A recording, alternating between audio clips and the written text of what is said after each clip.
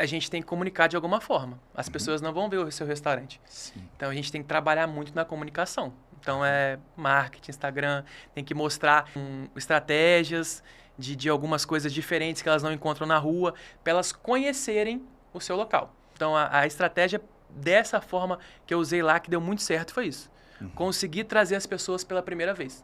Conheciam Muito o local, viam, tinham um diferencial realmente, eles retornam, criam uma recorrência, que é o que a gente procura no mercado de restaurante.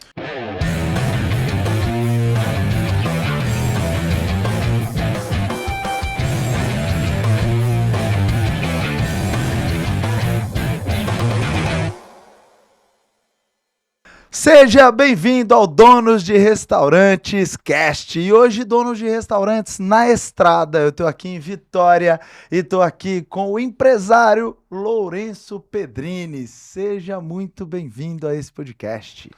Marcelo, muito obrigado, cara. É um prazer estar aqui, tá? Para mim Muito também é um feliz. prazer grande, cara. Eu também tô feliz demais. Você acabou de me contar que a gente tá junto desde 17. 2017.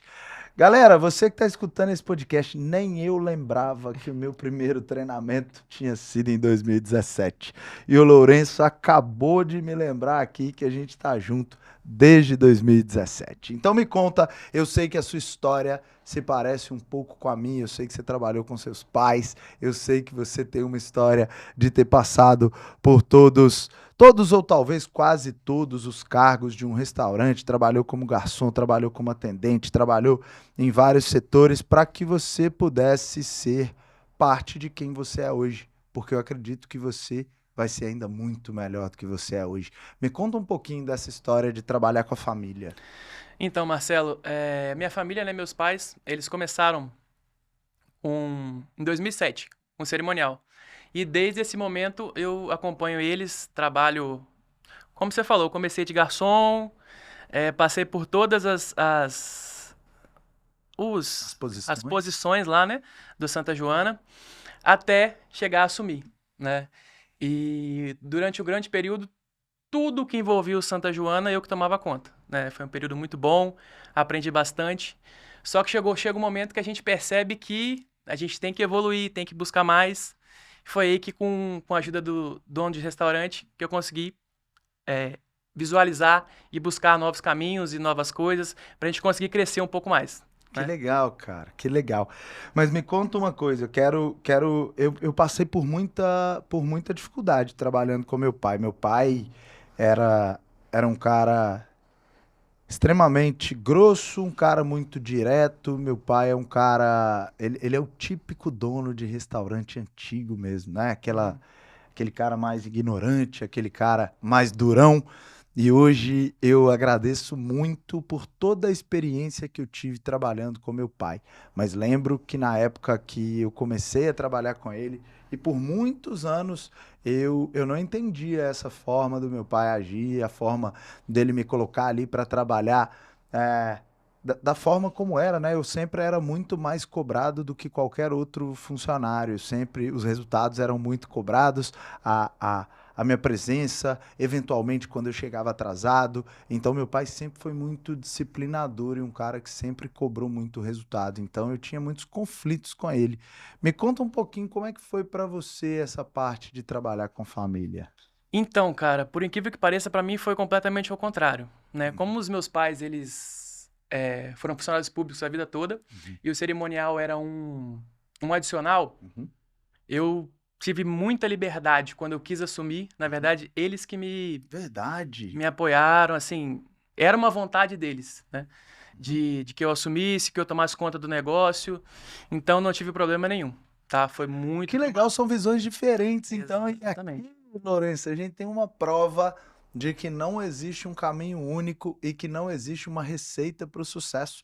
Exato. Muitas vezes a gente tem caminhos diferentes e caminhos diferentes que levam a excelentes resultados, né? Com certeza. Assim, eles cobravam para ir no caminho certo, mas tinha assim, foi sempre dado total apoio. Eu tinha liberdade para fazer, investir no que eu quisesse, estudar o que eu quisesse. Quando novas oportunidades de negócio que eu falava, sempre era apoiado.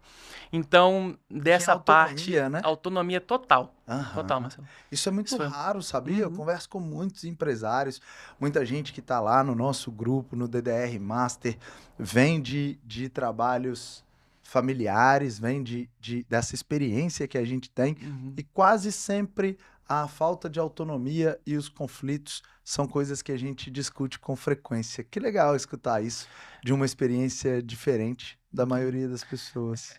Eu acho que muito pela forma, Marcelo, do que eu peguei desde o começo eu já estava ali, né? Uhum. Então, meus pais não tinham uma grande experiência em restaurante. Tanto que a ideia da churrascaria começar em 2014, 7 anos depois, foi iniciativa minha, apoio meu, né? Assim, ideia, e eu que já peguei à frente. Então, Uhum. acho que muito eles não interferiam muito por esse motivo. Foi um negócio que cresceu muito junto, realmente. Só para a galera entender, né? Porque a gente ainda não falou quais são os negócios que, que você conduz hoje. Porque começou com cerimonial, mas hoje tem vários negócios dentro ali virou um grupo, né? Exato. De empresas e de coisas que vocês fazem, né? Conta pra gente quais são os negócios que você tá à frente hoje. Então, Santa Joana hoje tem os cerimoniais, né? Que a gente tem 3 espaços para eventos, que é o primeiro negócio da família, começou em 2007. Depois disso, a gente começou a Churrascaria Santa Joana, que também é lá na sede. Depois de 2014, na pandemia, que foi o momento que eu conheci o dono de restaurante, né? Eu tinha conhecido o Marcelo, mas o dono de restaurante o portal foi em 2019, que foi quando estourou a pandemia. A gente estava com o Pesque Pague prestes a abrir. Que Duas loucura, semanas, cara. 2 semanas Um de negócio totalmente funcionamento. presencial, né? Exatamente. Então, a pandemia veio e foi em 2009 que a gente abriu. E a gente não tinha um conhecimento muito em investimento. Então, a gente buscou esse dinheiro todo fora e tinha esse dinheiro todo para cumprir os compromissos com o funcionamento de todos os lugares juntos. E de uma hora para outra, né? A grande força, que era 90% do nosso faturamento, que eram os cerimoniais, todos os eventos trancaram. Então a gente ficou ali Cara, que numa situação loucura, que complicada. desafio, né? Cerimoniais. O Exatamente. cerimonial parou completamente, a gente não tinha festa, a gente não tinha comemorações, a gente não podia aglomerar pessoas. Você tinha um Pesque Pague para abrir, para lançar, e de repente nada disso podia funcionar. E não tinha nenhuma possibilidade de delivery na minha cabeça. Aham. Foi aí que numa live... Qual foi esse sentimento quando vocês viram isso acontecendo? Antes de eu entender um pouquinho da história do delivery de vocês, qual foi o sentimento? Você lembra dessa época e do que vocês falaram, você, sua família? O que a gente vai fazer a partir de agora? Então, cara, foi uma situação complicada. Eu nunca cheguei a quebrar nenhum negócio. Vejo Uhum. para mim, eu assim, pelo que eu vejo, foi perto disso, Marcelo. Foi uma coisa assim bem complicada, principalmente pra gente, pra família que vivia tudo daquilo ali, né? Entendeu? De uma hora pra outra, uma coisa que a gente nunca imaginava acontecer, foi assim, a gente perdeu o chão. Foi bem complicado. Período muito, muito, muito desafiador. Mas também foi um período que não se compara em crescimento, tanto pessoal, profissional e da empresa. Foi assim, Cara, o que você tá falando, foi né? sensacional. No último podcast que eu gravei aqui mesmo em Vitória, eu tava conversando com o Helder e a gente tava falando sobre isso. O quanto a gente evita as nossas provações, o quanto a gente quer evitar o tempo de aprendizado, que geralmente são tempos que a gente sofre, que a gente passa dificuldades, mas eu vejo isso como uma grande oportunidade de Deus na nossa vida para que a gente seja melhor, para que a gente seja forjado a ser cada vez melhor do que a gente era. É uma grande oportunidade da gente se descobrir, da gente descobrir novas soluções, da gente entender muita coisa que eventualmente a gente não tinha parado ou para pensar ou não tinha passado por uma dificuldade que fizesse com que a gente ficasse tão mais forte. Então, quando você me conta isso, eu vejo que realmente as dificuldades servem para nos moldar, né? Exatamente. Foi um período que eu acho que o que mudou bastante ali, a virada de chave foi o seguinte: eu fui criado da seguinte forma. o olho do dono que engorda o gado, né? Sim. Então, para mim, tudo na empresa tinha que passar por mim. Não teria como, eu tinha que estar lá todo dia, tinha que fazer tudo teria que ter o meu aval, o meu acompanhamento. E dali em diante eu vi, cara, se continuar assim, eu não vou chegar onde eu quero chegar. Então foi aí que eu comecei a delegar bastante, aprender a delegar junto com o portal, procurar novas pessoas para tomar conta. E aí a gente começou a crescer, viu que tinha essa possibilidade e só foi encaminhando outros negócios depois disso. Muito bom, cara. Você tava falando do delivery. Como é que foi a história do delivery para vocês? Cara, foi complicado, né? Porque o nosso espaço ele fica 3,5, 4 quilômetros longe do primeiro bairro da cidade. Então eu tinha um bloqueio ali que eu não conseguiria fazer delivery dali. Não tinha como, entendeu? E foi numa live que eu fiz essa pergunta pra você e você me falou, não, cara, você tem que fazer, você não tem outra opção agora. Não tem como. E aí mudou na minha mente, falei, então a gente vai fazer. E ainda era um churrasco, que não é uma coisa que vende muito bem no delivery. É verdade. Sim. E mas vai ser com churrasco que a gente vai vender. Eu comecei a fazer pesquisa, eu vi que churrasco não era uma coisa muito bem aceita no delivery. Mas a gente vai pesquisar, eu e minha esposa, né? Vamos estudar, vamos fazer, vamos embalagem, recado, motoboy, tudo direitinho e a gente vai fazer. E foi, sim, muito melhor que o esperado. Primeira semana a gente já estava vendendo bem, estava girando.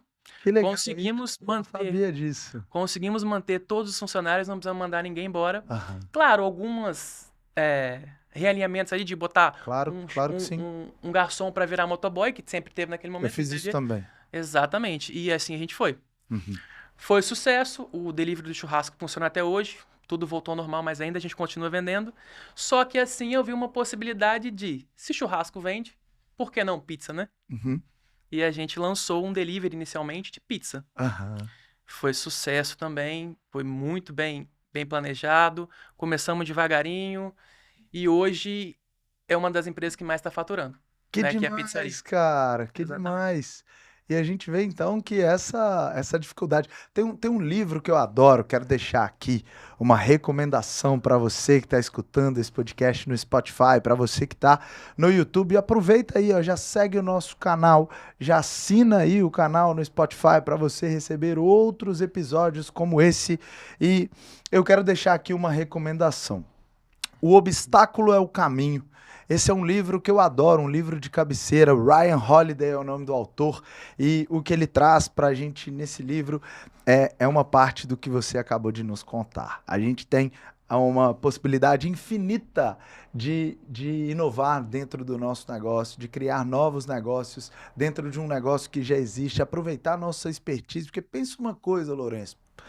Você ficou um cara muito bom para administrar cerimonial. E aí, de repente, você entendeu que fazia sentido ter um outro negócio dentro do seu negócio. Você passou a trabalhar com churrasco, criou uma churrascaria dentro do seu negócio. E assim, você passou a atender a uma nova necessidade dos seus clientes, das pessoas de Aracruz. Aracruz, né? Exatamente. Depois disso, você entendeu que poxa, se eu consigo fazer um bom delivery em uma comida que nem viaja tão bem como churrasco, e se eu pegar um dos top players do Brasil de delivery, né? Quase sempre é sushi, pizza e lanche, hambúrguer.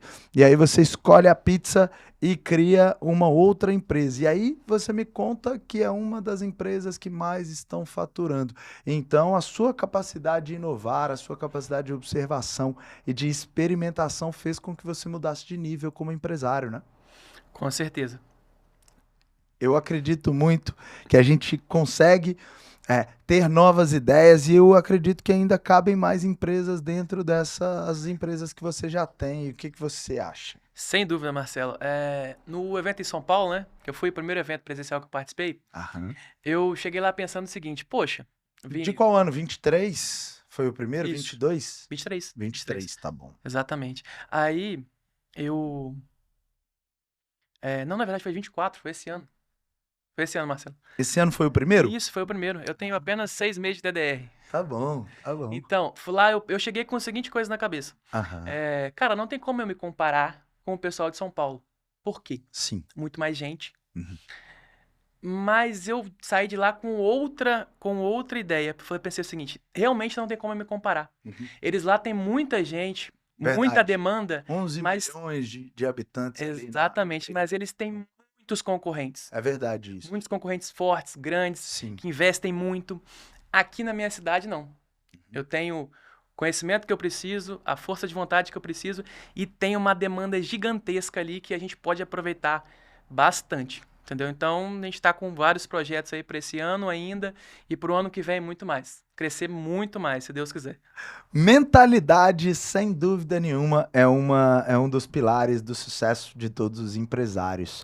Uma das coisas que eu trago como clareza para os empresários que trabalham comigo, como você, a gente precisa desenvolver uma mentalidade vencedora. Veja que você voltou com uma outra cabeça de São Paulo, entendendo as suas limitações, como eu tenho as minhas, eu empreendo no interior de Minas Gerais, e é óbvio que eu tenho um ambiente, uma condição muito diferente de São Paulo, mas essa condição também me traz várias oportunidades e várias vantagens. Uma delas é a minha competição é muito menor do que quem está em São Paulo, que foi uma das coisas que você observou. Então, se eu fizer um negócio que seja bastante competitivo para a minha cidade, se eu me destacar na minha cidade, ou melhor, é bem mais fácil eu me destacar na minha cidade do que eu me destacar onde a concorrência é muito maior. Então, você implementou isso e acabou tendo um sucesso muito grande.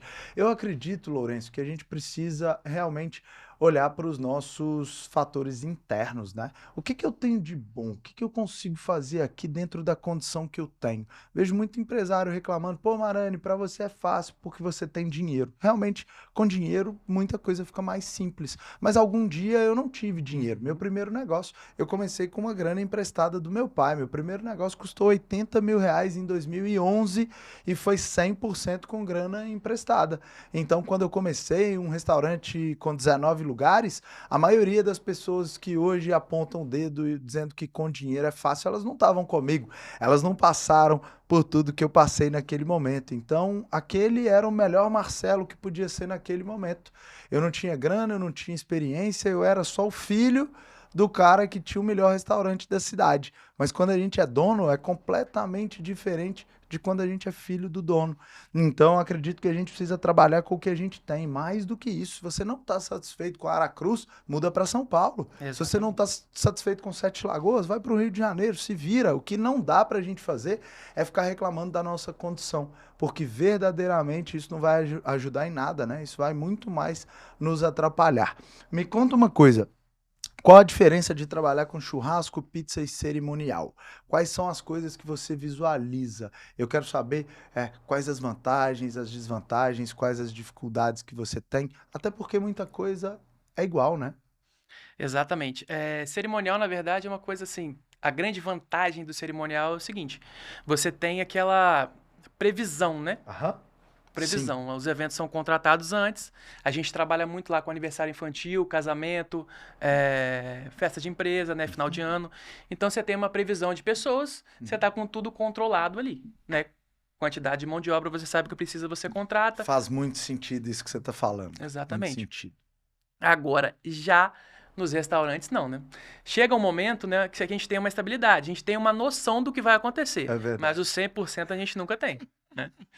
Tem dia que a gente acha que não vai dar movimento, o negócio... Exatamente. O negócio explode. Né? Aqui vocês falam assim, né? Vamos pocar o restaurante. Mas, de fato, a gente consegue fazer uma previsão ali de demanda, mas a gente não consegue ter 100% mesmo. E muitas vezes falta um funcionário, muitas vezes a gente não tinha ali a quantidade de insumo preparado para aquele dia, e isso traz uma certa complexidade para o negócio, né, Lourenço? Exatamente. É uma coisa que a gente tem que... Além da previsão de demanda, o que mais? O que mais que você vê de diferença? Assim, a diferença de cerimonial também, pelo menos pra gente lá da nossa cidade, é que como os cerimoniais eles estão no final de semana, os eventos no final de semana, você não consegue ter uma grande equipe fixa, né? Você é obrigado a trabalhar com muito freelance. E o freelance ele não tem aquela mesma aquele mesmo compromisso. Você consegue alguns, mas não 100%. Aí você tem uma variação muito grande. Por exemplo, tem final de semana que eu tenho 4, 5 eventos de 300, 400, 1.000 pessoas. Tem outro final de semana que eu não tenho nada. Então, aquele final de semana que eu não tenho nada, os meus profissionais fazem o quê? Procuram outras pessoas para trabalhar. Entendeu? Sim. E aí corre um risco de você perder algumas pessoas. Então, é um probleminha que a gente tem que trabalhar. Mas nós conseguimos, com algumas estratégias, resolver. A Mas é uma margem diferença também dos negócios é um pouco diferente, né? Sim, margem de eventos, ela é um pouco melhor. Um pouco Um melhor. pouco melhor. Ela tem desafios diferentes, né? Você tem ali o desafio do seu local físico, você precisa de fazer um investimento grande, né? O negócio, no caso de vocês, é uma experiência de uma fazenda, né? Exatamente. De um lugar que tem um ar livre muito legal, muito bonito, e isso demanda um grande investimento. Muitas vezes num delivery, por exemplo, o meu investimento é muito menor. Sim. Contudo, a margem do evento é muito mais interessante, né? Do que a margem do restaurante, eventualmente do delivery. Mas o que a gente percebe é que não tem nada fácil, né? Exatamente. É o que também é um dos grandes problemas por ser um local maior, existe um custo fixo de estrutura muito grande, manutenção muito grande, né? Que se a gente não levar em consideração, não prestar atenção, no final vai comendo a sua margem ali, que é uma coisa que tem que ficar bastante esperto. Entendeu? É muito interessante isso que você está falando, né? Porque às vezes as pessoas não fazem conta disso. Lourenço, às vezes o empresário me fala assim: Marani, eu não pago aluguel porque eu faço de dentro da minha casa, então eu não pago água, luz, telefone. Não E na verdade o cara paga tudo isso, né? Ele só não está fazendo a conta. Exatamente. Porque, por mais que ele não pague o aluguel, para ele entender se o negócio dele é viável ou não, ele tem que colocar isso. No mínimo, ele tem que colocar isso dentro dos números dele, para fazer ali uma apuração e entender se o negócio é viável ou não. Até porque em algum momento ele vai precisar sair ali da casa dele, em algum momento ele vai precisar empreender em um outro lugar maior. Quando você tem um negócio de evento, você tem uma manutenção grande, muitas vezes você paga um funcionário ou vários funcionários por um tempo ocioso, porque eventualmente você pode não ter evento, e tudo isso tem que entrar na conta, no demonstrativo, né? Exatamente. Senão, Então, no final, começa a faltar. Não ficar atento, né? exatamente. Me conta uma coisa, e os desafios de empreender em um negócio distante do centro da cidade, onde as pessoas precisam fazer um deslocamento, onde as pessoas precisam realmente terem um tempo maior para chegar ali e ter um ponto físico que não está em um lugar com grande visibilidade, é isso? Exatamente. Foi aí um dos segredos que eu aprendi, né, no DDR, foi esse. No portal e depois no DDR. E o seguinte, a gente tem que comunicar de alguma forma. As pessoas não vão ver o seu restaurante. Sim. Então, a gente tem que trabalhar muito na comunicação. Então, marketing, Instagram, tem que mostrar e tem que também fazer as pessoas tomarem a decisão. Então, estratégias de algumas coisas diferentes que elas não encontram na rua, para elas conhecerem o seu local. Tem que ter, claro, né, que é o básico do restaurante, atendimento bom e comida boa. E você tem que levar as pessoas lá. Então, a estratégia dessa forma que eu usei lá, que deu muito certo, foi isso. Consegui trazer as pessoas pela primeira vez.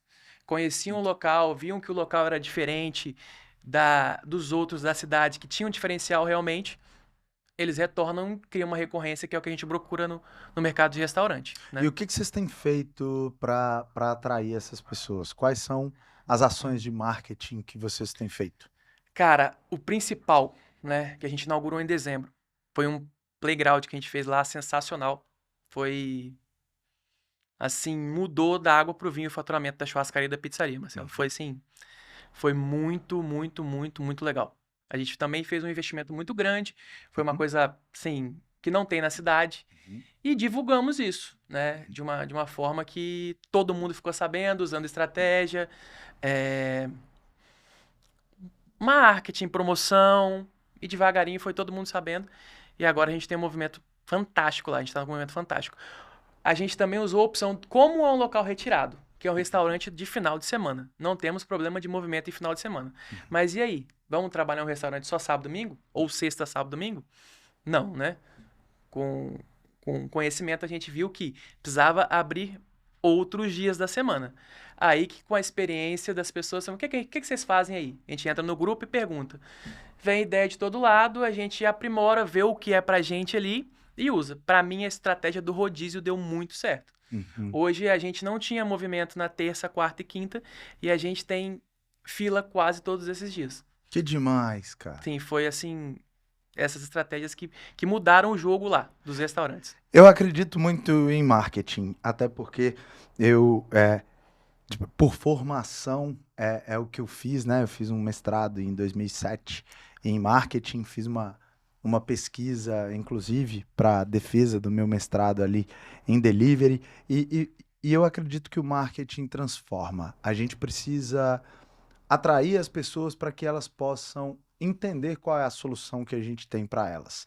Então, se elas não experimentarem o meu negócio, dificilmente elas vão ter algum tipo de opinião sobre aquele negócio. E muitas pessoas, quando querem vender mais, elas acabam apostando em cortar preço. E eu não acredito nisso. Eu acredito sim que a gente precisa ter algumas ofertas para atrair esse público, então cortar preço em alguns produtos, que é o princípio do produto isca, por exemplo, é uma coisa fundamental. As grandes empresas fazem isso, né? Se a gente olhar o mercado automobilístico, quando a gente vê empresas como a Volkswagen tendo o Gol, o carro mais vendido do Brasil, eles colocam ali uma oferta mais agressiva para ter um volume maior de vendas em alguns produtos, mas a margem precisa estar em outros produtos. Se a gente não tiver essa margem, dificilmente a gente consegue conduzir um negócio de sucesso. Quase sempre o desafio de um restaurante, na minha visão, eu tenho margem de lucro e tenho volume. Então, em alguns momentos eu vou ter que trabalhar ali o aumento do volume, em alguns outros momentos eu vou ter que olhar mais para a margem. O meu cardápio e as minhas ofertas precisam ter um balanço entre margem e volume. Então, em alguns produtos eu busco o volume, em outros produtos eu busco a margem. E dessa forma a gente vai equilibrando o nosso negócio para que ele tenha um fluxo de pessoas que consigam fazer com que a gente passe ali de longe do ponto de equilíbrio e a gente ter margem, que justamente é o que vai garantir. Muitas vezes as pessoas não entendem isso. Elas cortam o cardápio inteiro, colocando o preço de praticamente tudo muito barato, ou elas posicionam o restaurante como um restaurante mais caro e eventualmente elas têm um problema de fluxo. Então, quando a gente entende que essa engrenagem precisa ser girada com uma composição ali de ofertas, as coisas ficam mais fáceis. Me fala uma coisa, qual é o perfil de público que vai no Santa Joana? Você tem muita família que frequenta o seu negócio? Então, isso foi um estudo nosso antes de montar esse playground. Uhum. Sim, a gente percebia que a gente tinha grande parte do público eram famílias com crianças, né? Genial, hein? Fazer essa Exatamente. pesquisa, hein? Exato. E foi daí que a gente definiu que o investimento seria viável e que daria certo. Então, Uhum. Não foi um tiro no 90%. escuro. Não foi, não foi. Genial, Foi. cara, que legal. Que uma outra estratégia bem legal, Marcelo, foi a seguinte: a gente fez um playground legal e a gente cobra um valor, R$ 25 por pessoa, para eles utilizarem. Eu só funcionava de quarta em diante, né? Uhum, E tava querendo acrescentar um dia. O que uhum. que a gente fez? A terça-feira, o playground É é gratuito. gratuito. Então foi assim, E qual foi o resultado disso? sensacional. Tô até pensando na segunda agora. Minha esposa vai me matar, mas já tô com a ideia de abrir a segunda também, porque foi muito bom. Assim, foi muito melhor que o esperado, falar a verdade. Não deixa a Sim, dona Jaqueline escutar isso aí não, hein, Matheus? exatamente. E o que você falou antes, cara, sobre essa noção que a gente tem que ter do que está acontecendo no nosso restaurante. A gente só consegue ter isso quando a gente, pelo menos parcialmente, consegue sair do operacional e olhar o negócio de fora. Então foi assim, uma das atitudes legais que a gente só consegue ter esse balanço de aumentar um pouco o faturamento, diminuir um pouco a margem, entender sobre margem, entender sobre o que a gente tem que melhorar, o que a gente tem que piorar. Quando a gente para um pouquinho, sai da operação e começa a olhar um pouco para os nossos números, né? É aí que está a cartada de você entender aonde você tem que mexer. Então foi isso que Tem eu fiz um, lá. tem um grande amigo meu que fala assim, Marani, pensa que se você entrasse em um avião saindo de BH e estivesse indo para Vitória, e quando passassem 20 minutos do voo, você visse o piloto do avião servindo o cafezinho, qual seria o seu sentimento? E aí o que eu disse é, acho que eu ia ficar com medo desse avião aí, perder a direção certa, enfim. Afinal de contas, quem estaria comandando esse avião? E, e essa pergunta, essa indagação, esse questionamento serve muito para o dono de restaurante. Quando você está servindo o cafezinho, que é quando você está no caixa, quando você está entregando o delivery, quando você está como garçom, quando você está dentro da cozinha, quem está cuidando do estratégico no seu negócio? Quem está desenhando a estratégia, quem está desenhando as ofertas, quem está olhando para o cardápio, quem está criando os processos, quem está fazendo o processo de liderança, quem está contratando, quem está demitindo. Porque, na verdade, todo esse trabalho estratégico é o que faz o nosso restaurante crescer. Se a gente pudesse pensar, né, Lourenço, seria mais ou menos assim. O trabalho operacional é tudo que eu faço para o meu restaurante funcionar. Então, quando eu abro o meu restaurante, quando eu fecho o meu restaurante, quando eu trabalho em algumas dessas posições que a gente falou, tudo isso eu trabalho para o meu restaurante funcionar, isso é operacional. Tudo aquilo que eu faço para o meu restaurante crescer é a parte estratégica. E o ideal é que a gente ficasse 80% no estratégico e 20% no operacional. Mas a maioria dos donos de restaurantes que eu conheço ficam 80% no operacional e 20% no estratégico. E o que a gente tem como um prejuízo por essa atitude é que a maioria dos negócios não cresce, muito pelo contrário, a maioria dos negócios acaba quebrando. Então o empresário precisa assumir a posição dele, e a posição dele, na minha visão, é a posição estratégica, mas muitas vezes é difícil para o empresário entender isso, você concorda? Com certeza. Uma coisa que eu levei muito lá para o nosso grupo é o seguinte: se você tá satisfeito, o melhor que for, se você começa a ficar satisfeito com o seu resultado e começa a estagnar, a partir desse momento você já começou a cair. Então é isso que eu falo pros meninos lá, é o seguinte: cara, nós vamos crescer o tempo todo. Não adianta. Não vai chegar um momento que eu falar assim com vocês: tá bom, vamos parar, vamos ficar por aqui. Não tem essa, não. Porque se a gente chegar nesse momento, a gente já começou a cair. E a gente não quer cair, né, Marcelo? Então essa é a linha lá. Nós vamos continuar crescendo até que Deus permita, com O certeza. restaurante que não está crescendo, ele está morrendo, né? Exatamente. Eu É isso aí. acredito nisso também. O É isso. restaurante que não está crescendo, ele está morrendo. A gente precisa ser ambicioso, a gente precisa ser eternos insatisfeitos, a gente precisa estar feliz com o nosso desempenho, a gente precisa trabalhar bem, mas a gente tem que ser eternamente insatisfeitos. Dessa forma, a gente vai estar sempre pronto para mudança, a gente vai estar sempre pronto para experimentação, a gente vai estar sempre pronto para evolução. Exato. E a evolução dói muitas vezes, né? Então todo mundo prefere, ou todo mundo não, quase todo mundo que não tá lá no portal, que não tá lá no DDR, que não tá trabalhando a evolução do negócio, prefere estar na zona de conforto. E a zona de conforto passa longe da zona de crescimento, né? Uhum, a gente percebeu isso da pior forma. Uhum, Que querendo ou não, naquele momento, em 2019, a gente estava na zona de conforto, né? A gente faturava muito bem, né? Vinha de cerimonial, tinha uma vida estável, mas não tinha esse, essa busca pelo crescimento, pelo conhecimento. E quando as coisas apertaram, eu percebi que tem que estar, você tem que aproveitar os momentos. Enquanto você está bem, enquanto está fluindo, enquanto as coisas estão dando certo, para que chegue em momentos difíceis você esteja melhor preparado. Então, eu levei isso para minha vida e a gente está seguindo. muito bom isso. E me fala uma coisa, você me contou então que em 2017 você fez ali um primeiro treinamento, que foi o Lotados e Lucrativos. Em algum Uhum. momento você entrou pro portal Donos de Restaurantes. O que que te fez tomar a decisão de fazer parte do meu grupo de elite, de entrar pro DDR Master? Então, vamos lá. Eu venho do portal desde 2019. Aproveitei muito o portal. A gente cresceu bastante, muito conhecimento. Agora chegou uma hora, Uhum. Marcelo, porque é o seguinte, eu já trabalhava assim, de ficar 20% na operação e 80%. Só que lá são quatro, né? Então, se a gente ficar 20% em cada uma, eu falei, cara, se continuar, Se continuar desse jeito aqui, eu não vou ter vida mais, não. Mesmo tendo Aham. lideranças, pessoas em todos os locais, mas mesmo assim são 4 negócios. Aham. Então fica bem complicado. Eu falei, eu tenho que evoluir a minha gestão agora, Uhum. dar mais um passo. Então eu vi a oportunidade na DR e dei esse passo e foi sensacional. Aquele grupo ali, ele te traz para um nível que é difícil de explicar. As pessoas, tudo. O geral ali é muito bom. E uma coisa que eu me preocupava antes de entrar na DR é o seguinte, que eu falei assim, caramba, mas o Marcelo, como que ele vai dar conta desse monte de mentorado, né? Uhum. 100 pessoas, não sei quanto que o número exato que tá agora. 320. 320. Ele sozinho, como que ele vai fazer isso de ter uma mentoria para pessoas assim, tanta gente? E quando eu entrei, eu percebi o que aconteceu, né? Você tem várias pessoas lá que são em determinada área muito melhores que você, né? São especialistas, na verdade. Exatamente. São chamados lá pela gente. Então, isso foi uma coisa assim que abriu a minha mente e abriu a minha mente também para a minha empresa.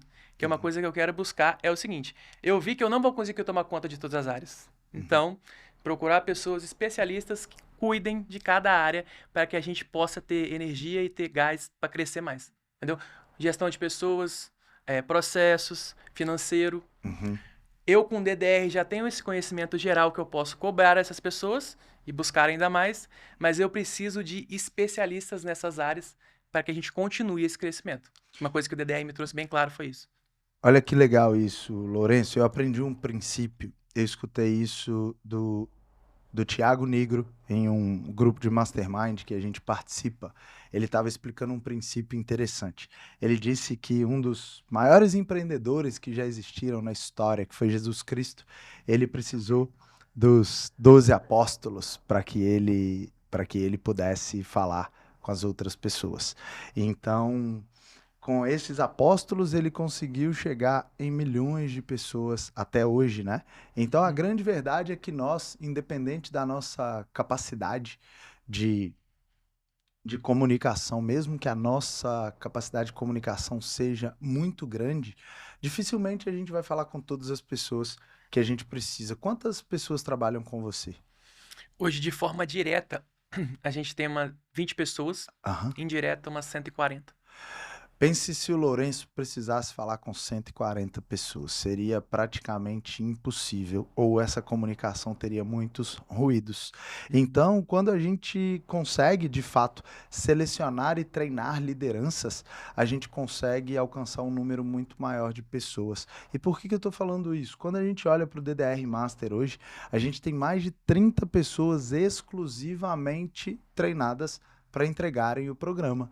A gente tem os nossos especialistas, a gente tem as pessoas do sucesso do cliente, a gente tem os nossos navegadores, a gente tem uma área hoje de pesquisa e inovação que entende quais são as maiores dores, o que a gente está fazendo dentro do DDR, quais são as contribuições que vocês trazem, quais são os pedidos que vocês fazem para a gente, para que a gente possa empacotar isso de uma melhor forma e entregar isso dentro do DDR. Além disso, a gente tem outras consultorias que a gente contrata, como por exemplo, a gente tem uma parte jurídica, a gente tem uma parte jurídica específica em imóveis, a gente tem uma parte jurídica específica em dívidas, a gente tem uma parte jurídica específica em direito civil. Tudo isso para ajudar o empresário a destravar qualquer dificuldade que ele tenha. Então, tem um princípio que eu gosto bastante, que é a humildade intelectual. A gente tem que entender que existem pessoas muito melhores do que a gente em praticamente todos os assuntos. Então, eu, dentro do DDR, eu acredito que o meu maior desafio é colocar as melhores pessoas para estarem ali em cada um dos assuntos, atendendo os nossos mentorados. E eu acredito que o maior ouro que a gente tem ali é o grupo, é o quanto a gente se ajuda, é a sua contribuição para outras pessoas que estão lá dentro. E você é um cara que participa muito do nosso grupo, das nossas conversas diárias. E quando a gente se encontra no presencial, pô, Lourenço, o que você está fazendo lá que tá dando certo? Tá fazendo um rodízio que tá legal, tá fazendo um delivery que tá legal. Pô, eu vi que você vai fazer um super evento no final de agosto. Me conta um pouco mais sobre esse evento. E o Playground, como é que tá? E aquilo ali vai gerar insights para 2, 3, 4, 5, 6 pessoas que já vão voltar automaticamente colocando aquilo em ação, porque essa é a riqueza da mentoria. A gente escuta algumas coisas, coloca em ação, depois recebe feedback para melhorar, depois melhora, coloca em ação de novo até a gente conseguir de fato construir grandes resultados. Então, talvez a grande sacada seja estar ao lado de pessoas extraordinárias, né? Com certeza. Andando com os melhores, né? Eu Exatamente. acredito nisso. E Isso, veja o total tamanho, sentido. Faz total total sentido. sentido, né? Veja o tamanho da sua responsabilidade. Você me falou que tem 140 famílias que de alguma forma dependem da sua missão hoje. Você entende que o seu negócio é muito maior do que você mesmo hoje? É, começando a entender, Marcelo. É uma coisa bem difícil da gente é, digerir isso, né? Mas é uma coisa que motiva bastante e é uma coisa que faz total sentido. A gente tem que se preocupar. Agora não é mais só a gente, né? Agora não é só o Lourenço. Ah, não, quando o Lourenço chegar achar que tá bom, não é mais. A gente chegou no nível que muitas pessoas dependem da gente e muitas pessoas esperam da gente. Estão ali confiando, esperam que a gente cresça para que eles também cresçam junto. Então, é isso que tá Essa é a motivando. responsabilidade do verdadeiro empresário. Eu acredito nisso, que é. Quando a gente pensa na prosperidade financeira, que é uma das coisas que todo empresário busca, e a gente precisa buscar isso mesmo, eu hoje só entro num projeto se eu for muito, muito, muito bem pago, mas além do dinheiro, tem muitas outras coisas que são muito importantes na nossa jornada. Uma delas é a nossa responsabilidade de fazer quem está à nossa volta melhorar. Eu tenho um compromisso com os meus colaboradores, e tem vários deles aqui hoje, nesse podcast com a gente, eu tenho um compromisso de que quando eles passam a trabalhar comigo, eu vou fazer com que a vida deles melhore. E quando a gente assume essa responsabilidade com os nossos colaboradores de melhorar a vida das pessoas que estão com a gente tem uma missão muito grande, né? Você concorda? Exatamente. Uma coisa que eu penso muito lá é o seguinte: é conseguir levar as pessoas até o local que nem elas imaginariam, né? Isso é muito importante, porque a gente pega as pessoas muito, uma galera bem nova lá, né? Então elas não imaginam, tem muita gente que não Muita tem. gente do primeiro emprego. Exatamente. Muita gente que não tem essa noção de crescimento, essa ideia. Não, onde que eu tô tá legal, tá tudo bem. Então a gente tem que criar esse sentimento neles e também alimentar, né? Com oportunidade, conhecimento, com o que a gente pode para que eles consigam ser pessoas melhores e tenham uma vida legal. É Muito o bom nosso, isso. Me fala uma nossa coisa, missão. quais são as dificuldades de liderar 140 pessoas? Dificuldade de liderar 140 pessoas. Cara, Pessoas que têm religiões diferentes, pessoas que fisicamente são diferentes. Você tem gordo, magro, preto, branco, amarelo, é, enfim, pessoas que tiveram uma boa educação, pessoas que não tiveram. E tudo isso nos traz um desafio muito grande de conduzir essas pessoas a serem melhores, né? Como é que é essa dificuldade? então, na verdade, das nossas principais dificuldades são lidar com pessoas, né, Marcelo? Uhum, sem Uma, dúvida. uma, uma coisa que eu levo muito lá no sítio é o seguinte: ser o mais verdadeiro que a gente pode, Uhum, né? Olhar nos olhos, conversar, explicar o que está acontecendo e ter uma troca de sinceridade. Eu acho que tudo consegue se encaminhar para a melhor forma. uhum. Então, mesmo sendo muito difícil, é o caminho que eu tento seguir lá no sítio. E ser o mais justo possível sempre. Assim você consegue a confiança de todas as pessoas e consegue trilhar um caminho legal, entendeu? Mas que é fácil, não é não. Mexer com a galera aí é pesado, né? Essa é uma das coisas que eu busco também. Eu nunca fui um líder bonzinho, nunca. Pelo contrário, eu sempre fui uma pessoa que busca o melhor de cada uma dessas pessoas. E para isso a gente precisa muitas vezes ser duro. E quando você diz eu quero ser justo, uma das coisas que eu mais busquei na minha vida como líder foi ser justo. Eu sempre orei por isso, sempre busquei por isso, sempre me perguntei, me questionei, em qualquer situação que eu me encontro, se eu estou sendo um líder justo. Eu acredito que os maiores líderes que existiram e que trazem ótimos exemplos para a gente foram líderes justos. Então, na maioria das vezes, quem tenta ser bonzinho acaba abrindo muitos precedentes, acaba se frustrando demais com essa conduta. Então, eu acredito que ser um líder justo é o que a gente tem que buscar. E eu acho que você está no caminho certo, cara. Que legal isso. Muito bom isso, porque de fato liderar 140 pessoas e um negócio tão grande como é o negócio de vocês hoje não é fácil e não é para qualquer pessoa. Lourenço, me conta uma coisa, quais são os próximos desafios? O que que você vê para os próximos anos? Qual é o seu desejo? O que que você quer que se transforme os negócios do Santa Joana? Então, Marcelo, nós temos uma previsão aí. Como a gente percebeu que a cidade ela tem uma deficiência grande em delivery, Uhum. e no grupo a gente tem algumas pessoas muito desenvolvidas nesse quesito, Muito. a gente tá com um projeto de montar algumas dark kitchen na cidade, entendeu? Uhum. Para Que legal trabalhar isso, melhor cara. esse, Vou te esse ajudar nisso, delivery. tá? Com certeza, Vou te ajudar precisar. nisso. Aham. Isso aí. Então, tô com o Lucas e a Paty já lá, contato com eles, vamos trabalhar eu fiz essa imersão que teve agora essa semana. Você A gente curtiu? vai Foi legal? demais, tá doido? Muito bom. Porque lá na minha cidade o iFood ele não é tão. Difundido. Não é. E tá aí uma oportunidade. Uhum. Porque ele tenta entrar, só Uhum. que não recebe o apoio dos restaurantes porque tem um aplicativo que é muito fechado. Uhum. Então tá aí uma oportunidade de a gente fazer uma parceria com o iFood Uhum. e conseguir aumentar a influência dele lá. Posso te ajudar nisso também, tá? Show. Essa composição do delivery é um negócio que eu acredito muito. Inclusive, em breve, eu vou anunciar um novo negócio que eu estou entrando como sócio. É um hub de delivery com 7 cozinhas. É o que a gente está construindo e um negócio que tem um potencial de faturamento mês de 2 milhões de reais. Então, é um projeto que eu acredito muito. Delivery é um negócio que a gente tem uma expertise muito grande e eu acredito que vai ser muito positivo para os seus negócios. Acho que existe uma oportunidade muito grande aí que pode trazer um caminho, como você mesmo falou, né? Que muitas vezes a gente nem imaginava e aquilo ali era o seu próximo passo, o seu próximo nível. Existem outras oportunidades dentro do seu negócio também que eu vou trocar uma ideia. Eu vou almoçar lá no domingo, hein? Aí sim, Vou lá conhecer o Santa Joana e quero trocar algumas ideias com você sobre isso. Mas, Lourenço, a gente vai caminhando aqui agora para o final. E passou rapidão, hein? Passou voando isso aqui, hein? Quando o papo é bom, passa voando, com né? certeza.